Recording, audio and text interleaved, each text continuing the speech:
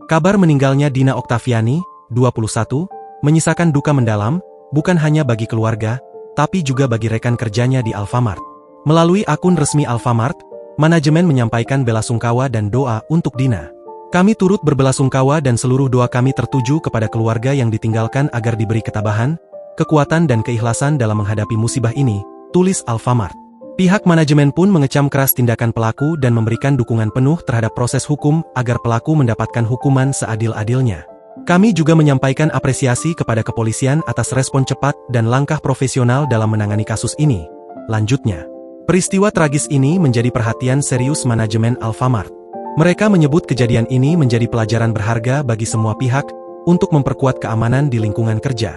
Kami terus memastikan terciptanya lingkungan kerja yang aman, saling menghormati, dan berkeadilan bagi seluruh karyawan Alfamart dimanapun berada, tegas pihak Alfamart. Manajemen juga menyampaikan apresiasi kepada Dina atas dedikasi dan kerja kerasnya selama ini.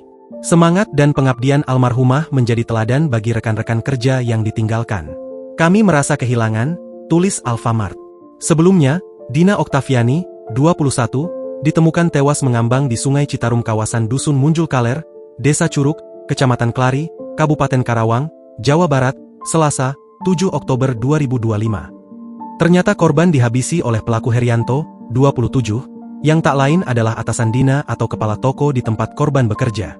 Herianto diamankan di tempat kerjanya di rest area 72 Tol Cipularang Purbalenyi, Desa Cigelam, Kecamatan Babakan Cikau, Purwakarta, Kamis, 9 Oktober 2025. Saat diringkus polisi, Herianto mengaku kooperatif untuk mengungkapkan perbuatannya. Herianto mengaku tergiur dengan barang-barang mewah yang dipakai korban. Faktor ekonomi saya pak, apalagi barang-barang yang ada di beliau itu barang berharga dan mewah semua. Tergiurlah, ujar Herianto, dilansir dari Instagram info_Karawang, Rabu, 8 Oktober 2025. Pelaku merampas perhiasan hingga motor milik korban. Perhiasan ada anting, kalung, cincin, udah saya jual gak pakai surat, harganya 4 juta rupiah. Cuma antingnya imitasi jadi gak saya jual, terus motor saya umpetin di rumah kosong di dekat rumah saya, katanya.